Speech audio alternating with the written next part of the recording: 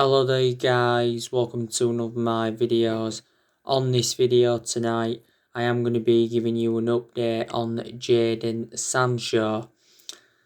So, we do expect this Jadon Sancho transfer saga to go on till the end of this summer transfer window.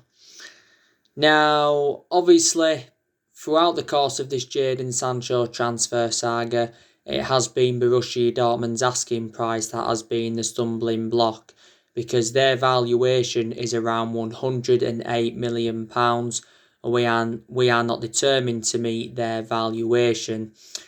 Now, obviously, Borussia Dortmund played a few friendlies today. Obviously, they drew with Paderborn 1-1. I think Sancho had played around 72 minutes of that game, and they did lose 3-1 to Bochum, if I pronounced that correctly. Now, Jadon Sancho has said quite a few times that he does want to leave Borussia Dortmund, and he said his preference would be a move to Manchester United. Now, I've outlined the reasons why I want Manchester United to sign Jadon Sancho is because he's got a very, very good friendship with Marcus Rashford. He's predominantly a right winger, and Man United want a right winger, and he will dramatically improve us. Now, Jadon Sancho is our number one priority target. We've been in for him for like the last 3 years. We first expressed our interest in Sancho in 2017. Now, I think Sancho has endured 3 good years with Borussia Dortmund. I think he's still under contract with Dortmund. Is it till 2022 or 2023? Now, Dortmund only paid £8 million to him from Man City, so Dortmund got him for next to nothing. But analyse his performances in the few years he's been with Dortmund, his valuation has persistently grown. And if he did come to the Premier League, Sancho, I think he would exceed expectations. Sancho did endure a few years with Manchester City, but the main explanation why he left Manchester City is because he did not get assured any first team opportunities. And before he was at Manchester City, he was at Watford. He was at Watford for several years. I think he was at Watford from the age of 7 to the age of 14. So Dortmund is the third club in his playing career. Now, a lot of Manchester United fans recently thought that Jadon Sancho to Man United was dead in the water, because, this is, just what they thought. It had actually, said recently we had abandoned our chase for Sancho until the summer of 2021. Sky Sports did recently say that it could be now or never. That means if we don't sign Jadon Sancho in this summer transfer window, then he may never become a Manchester United player. Now, don't forget, Sebastian Kell, who was one of Borussia Dortmund's directors, he did say that Sancho is happy at Dortmund, and he says that Sancho will stay at Dortmund for at least one more season. Borussia Dortmund's CEO, he said the other week that Sancho will stay at Dortmund, and also too their sporting director Michael Zorg said he will stay at Dortmund, and the decision is final.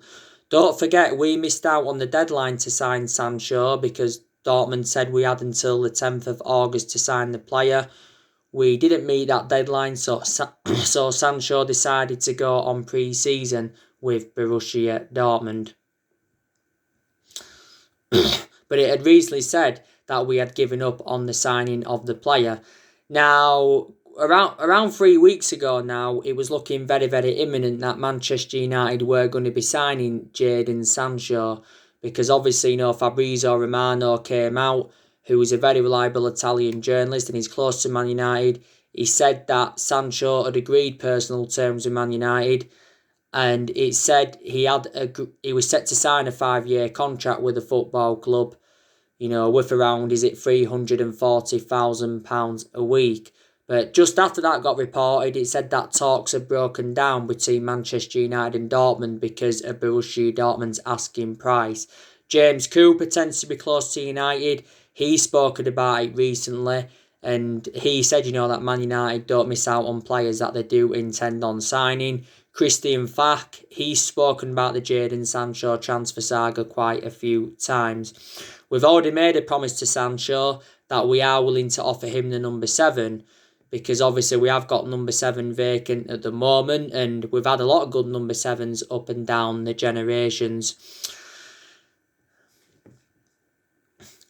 But there you go. But we are actually now looking at quite a lot of alternatives to Sancho, because I will make an admission, there is much cheaper solutions than him. We have been looking at David Brooks from Bournemouth. We've been looking at Ousmane Dembele from Barcelona.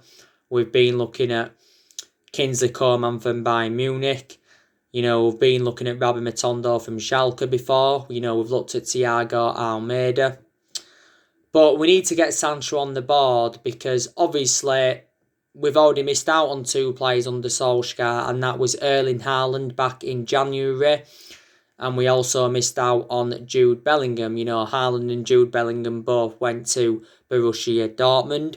Obviously, Dortmund have let quite a few of their players go in recent years. They let quite a few big names go. They let Pulisic go, they let Aubameyang go, they let Ukwan Gundogan go, they let Mkhitaryan go, they let Shinji Kagawa go. They let Lewandowski go, Matt Hummels, Ousmane Dembele. But there again, Dortmund have recruited quite a few good players in recent years. They brought the likes of Julian Braun in, Thorgan Hazard, Emre Can, Bellingham, Haaland. So there you go. But I believe now we're the only club that are in for Sancho, because obviously Chelsea are no longer in for him, and Liverpool are no longer in for him. Now, it actually did say, was it the other month, that we'd actually agreed to get Sancho for around £60 million, and there'd be like £30 or £40 million in add-ons.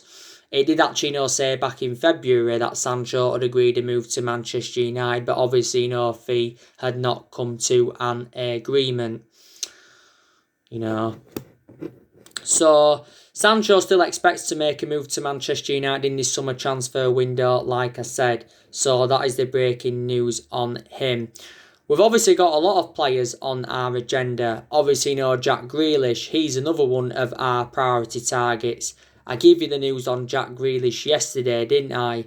And it says that Man United are still in contact with Aston Villa over Jack Grealish. Jack Grealish is valued at around £75 million. Obviously, we're not keen to pay that, so it did say we could offer 2 of our players to Villa on loan, so we're willing to offer them Dalot and Romero so we can get Jack Grealish on the board.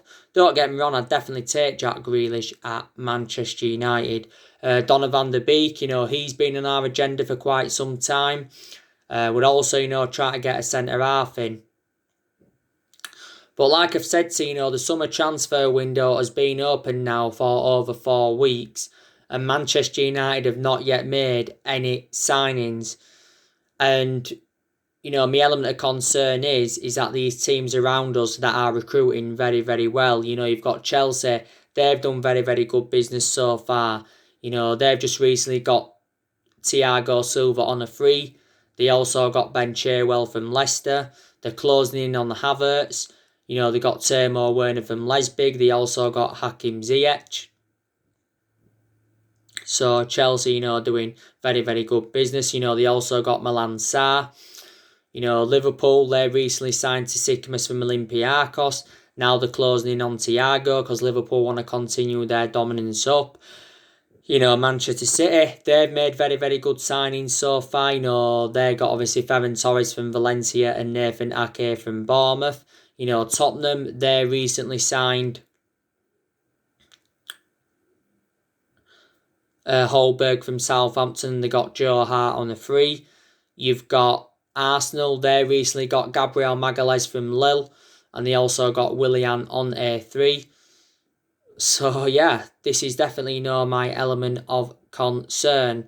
But like I've said to you on my recent videos, Manchester United are starting to lose patience with the board, reflecting on lack of transfer activity. But like I've said to you, we've been very, very critical of Ed Woodward and the Glazers for several years. And there's main explanations behind that because our recruitment policy's been poor for several years. I think we've also made a lot of mistakes in the last 7 years, and that's one of the main explanations why we've been so inconsistent. You know, we've recruited a good 32, 33 players in the last 7 years, and I think a lot of them have been the wrong calibre players for Manchester United. You know, and we've also overpaid for players in recent years. You know, we obviously paid 89 million for Pogba, 75 million for Lukaku, 80 million for Maguire, £52 million for Fred, £40 million for Matic. So there you go. Woodward has been at Manchester United since 2012, and the Glazers have been at Manchester United since 2005. So Woodward's been with us around 8 years, and the Glazers have been at Man United around 15 years. But Woodward did say, didn't he? You know, he was determined to back Ole Gunnar Solskjaer in this summer transfer window. He also said at the first part of last season that Ole Gunnar Solskjaer's job is safe, even when, you know, we went through that bad period when we enjoyed our worst start ever to a Premier League season. And the Glazers said they were willing to back Ole Gunnar Solskjaer. But I think so far in this summer transfer window, Solskjaer has not been getting backed enough. He really, really hasn't. And like I've said to you on my recent videos, I think Solskjaer is in a similar situation now to what Jose Mourinho was in. Because like I said to you, Jose Mourinho endured 2.5 years at Manchester United. Obviously did win the Europa League and the League Cup in his first season. Recommended 11 players in and spent around 400 million or just under 400 million pounds. But in the summer of 2018, which was a few summers ago, Jose Mourinho did not get the signings he wanted in because Jose Mourinho made it clear to our board that he wanted to recommend the centre-half in, and obviously Mourinho never got a centre-half in, so that was one of the main explanations why he got sacked. But there again, Mourinho had bad disputes with the top players, and he just didn't get on with our board, so this is why his managerial tenure did not work out. Now, as it stands, you know, Solskjaer can only rely on around 12 or 13 players in our squad, but he should be relying on a lot more players than that. But this summer transfer window is Ole Gunnar Solskjaer's 4th transfer window as Manchester United manager. So far at the football club, Solskjaer has spent just over £200 million. Now, last summer, he recommended Daniel James and Wan-Bissaka and Harry Maguire in. And in January, he bought Bruno Fernandes and Odin Ighalo in. Obviously, he brought Odin Ighalo on loan. Just before the resumption of the season, just after lockdown, we had extended Odin Ighalo's loan until January 2021. We've also signed a few academy players. You know, we recently got Marc Jawado from Barcelona and Alvaro Fernandez from Real Madrid. We also recently got Isaac Hansen-Aaron. We also got Joe Hugel from Sunderland, and we got Filip Stevanovic from Partizan Belgrade for around €12 million. But he's going to be officially joining Man United in the summer of 2021 because it said that he will remain at Partizan Belgrade on loan for this season. So, there you go. But like I said, Tino, Solskjaer is progressing at Man United, and he's not to blame for the lack of transfer activity because obviously Solskjaer has come out and publicly said that Manchester United have got to spend in this summer transfer window. At the end of last season, Ole Gunnar Solskjaer outlined his transfer plans, and he said to the board, go and get our priority targets, and he's actually, you know, instructed our board to spend a substantial amount. Now, I'm not actually sure what our transfer budget is. I think it did say at the end of last season we have got around £140 million to spend. Solskjaer has said he wants Manchester United to make at least 3 signings in this summer transfer window. And Solskjaer's obviously identified the areas in the squad where he does want to strengthen up. But everything's going wrong so far for Manchester United this summer. Obviously, you know, we've not yet made any signings. We've obviously, you know, got Marcus Rashford out with an ankle injury. So he's obviously, you know, going to be a doubt for our is going to be doubt for England's games against Iceland and Denmark. I think Rashford sustained his ankle injury in our 2-1 defeat to Sevilla in the Europa League semi-final. Don't forget, last season Rashford sustained a back injury for Man United. Obviously, Wan-Bissaka, he's set to miss the start of pre-season training because he's recently travelled to Dubai. And now, obviously, Wan-Bissaka's got a quarantine for 14 days. We've got Brandon Williams, that's got an injury. Don't forget, we had that incident with Harry Maguire. Obviously, Harry Maguire recently got a suspended sentence of 21 months and 10 days after his trial in Greece. And he was found guilty of attempted bribery, public violence against employers, and repeated bodily harm. And there was also something else. Now, Harry Maguire recently gave his first interview since his arrest in Greece. And he said that he feared his life during his arrest in Greece and he thought he was being kidnapped. But he said, Harry Maguire, that he does not owe any apology. He did obviously say that he was kicked in the legs by police and obviously got told that his career was over. But don't forget, Harry Maguire did recently say to the police, do you know who I am? I'm the captain of Manchester United and I am rich. But actually, Harry Maguire's sister was stabbed. Don't forget, Maguire did spend a couple of nights in the Greek cells. And he's obviously going to be... a retrial's being put forward and this retrial has been accepted, but this retrial could take up to several months or it could take up to a year. It said before the trial that Harry Maguire could have paid around £90,000 to avoid going to jail for 3 years. We know that Harry Maguire will remain captain of Manchester United. That's been confirmed, but Harry Maguire did say in the interview that it's down to Manchester United to decide, whether he can keep the captaincy or not. But last season was Harry Maguire's first season at Manchester United. Obviously, we got Harry Maguire in a deal worth £80 million last summer. So obviously, he's the second most expensive signing at the club and the most expensive centre-half in the world. Personally speaking, I don't think Harry Maguire is good enough to captain the team. I think we need to give the captaincy to either Bruno Fernandes or Paul Pogba. But there you go. But there's definitely aspects of Harry Maguire's game that's got to improve. Obviously, we had the bad news yesterday. Paul Pogba had got tested positive for coronavirus. I think he'd recently been in London. But obviously, with Paul Pogba getting tested positive for coronavirus, he'd been withdrawn from the France squad. Also, too, Tanguy Ndombele, he got tested positive for coronavirus. So he also had to withdraw from the France squad. We need to end the uncertainty over Paul Pogba's future because obviously, we want to get him a new long-term contract at Man United. And the good news is, Pogba's agent Mini Raiola recently confirmed that Pogba is staying at Man United. And he said that, we will hold talks over getting Paul Pogba a new contract at the football club. A few weeks before the end of last season, it said that Pogba was close to signing a 5-year contract with Man United.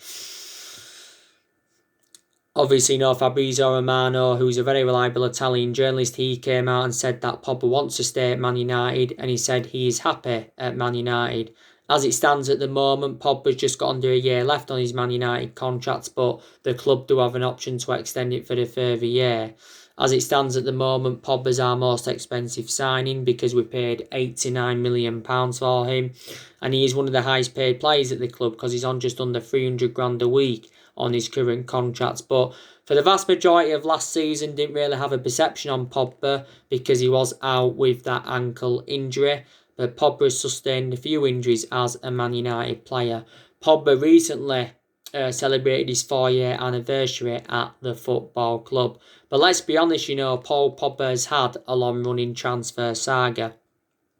But I think he will remain at Manchester United for this season. And I think his combination with Bruno Fernandes has been fantastic. It really, really has. But earlier on this year, we was very, very critical of Paul Pogba's agent, Mini Raiola.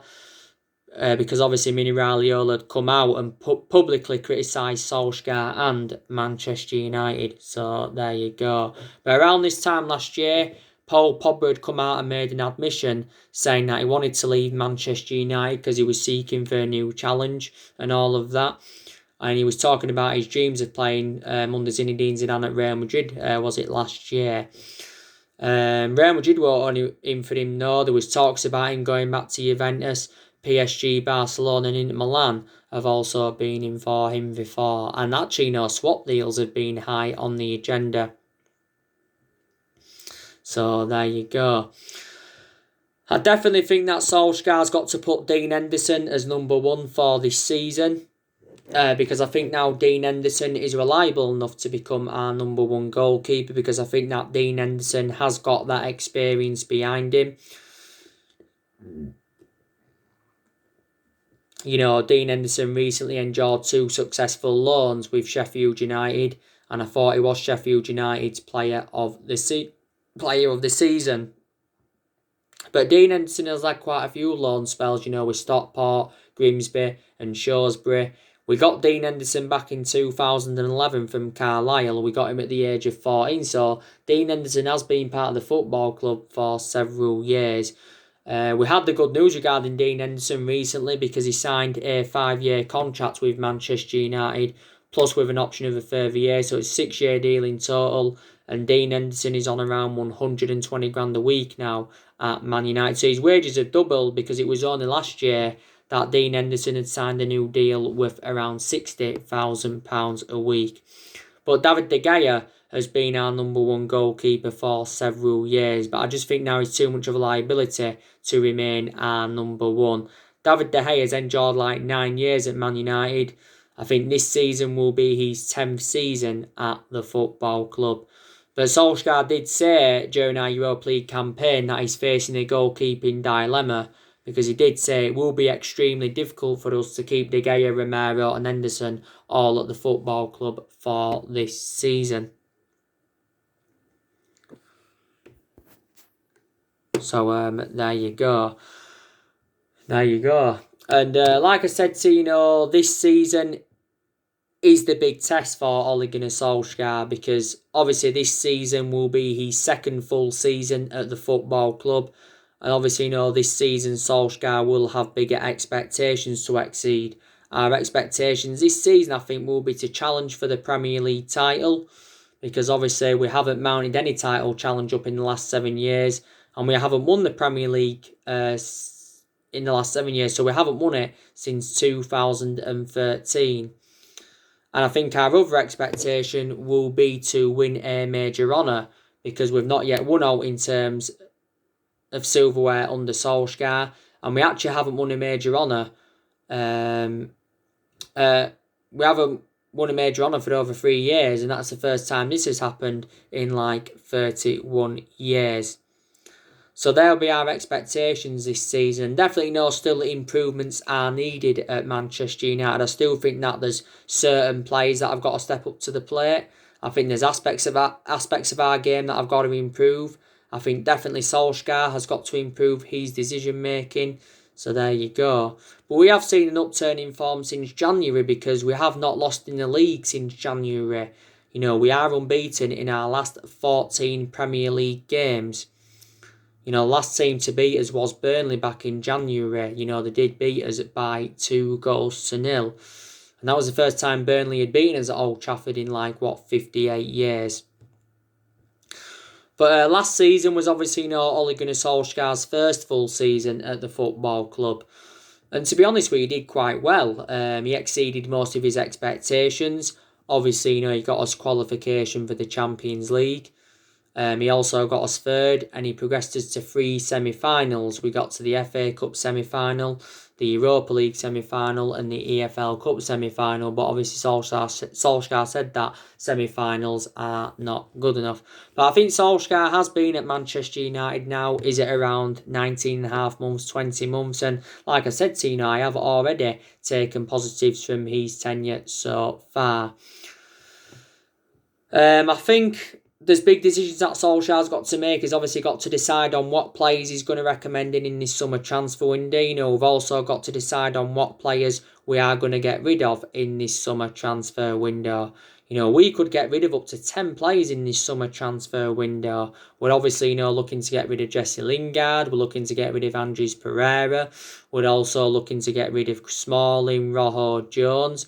We're also looking to get rid of Diego Dalot. Maybe we could get rid of Bailly. Some United fans will say maybe we need to get rid of Victor Lindelof. Obviously Sergio Romero's open to leaving the football club. Obviously Lee Grant, we also need to get rid of him. But we sell players in this summer transfer window, obviously will, generate money, and it will help us with our rebuilding process. Obviously, we're going to loan a few more players out. We're going to loan James Garner and Dylan Levitt out. I think we're going to loan Joe Pereira out again for another season. But I said, a few players will go out on loan so they can get regular first team football.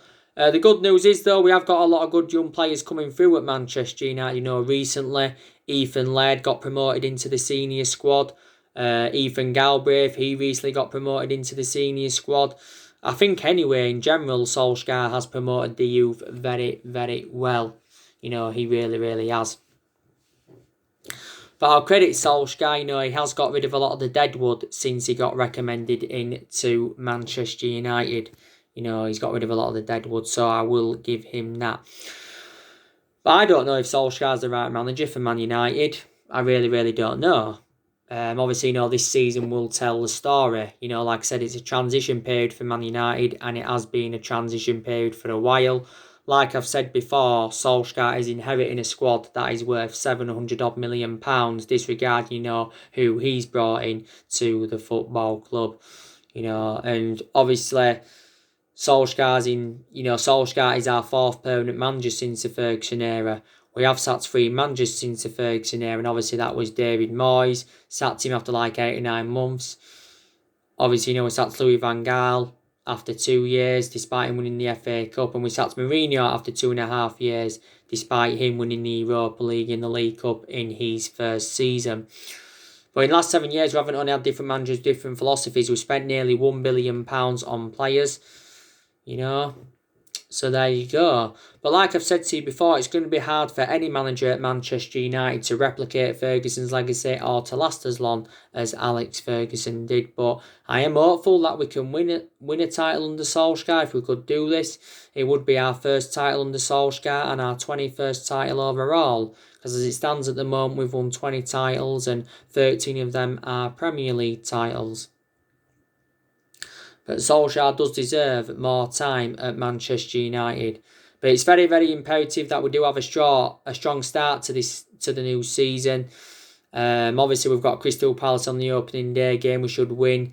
Then obviously, we've got Brighton after Palace. But within our first 7 games, we've got to play Tottenham, Arsenal, Chelsea and Everton. So they are going to be difficult games for us. You already know the news on Lionel Messi from Barca. We was recently in negotiations with his representatives. Quite a few days ago now, Lionel Messi put a transfer request in at Barcelona. Barcelona have come to accept the decision that he wants to leave. But I'm very, very sceptical he'll come to Manchester United. Personally speaking, I think he'll either go to Manchester City or PSG. Lionel Messi's father has actually been in Manchester talking with Manchester City. Man City are actually the favourites to sign him. I think Lionel Messi's dad has actually told PSG that Messi does actually want to go to Manchester City. He's got around the 700 million buyout clause, but he said that this isn't expired now. Messi's current contract expires in 2021, which is obviously next year. But Barcelona did recently say that they won't accept anything less than 200 million. No one will pay £200 million for Messi, despite the fact that he is the best player in the world. And you can say he's another alternative to Jadon Sancho. So, yeah. But if we don't make any signings in this summer transfer window, I really, really do believe that we will struggle this season. So anyway, guys, that's everything to update you today. Drop your comments, likes below on the channel. If you do, consider subscribe as always, and take care. God bless, and I'll see you all again very, very soon.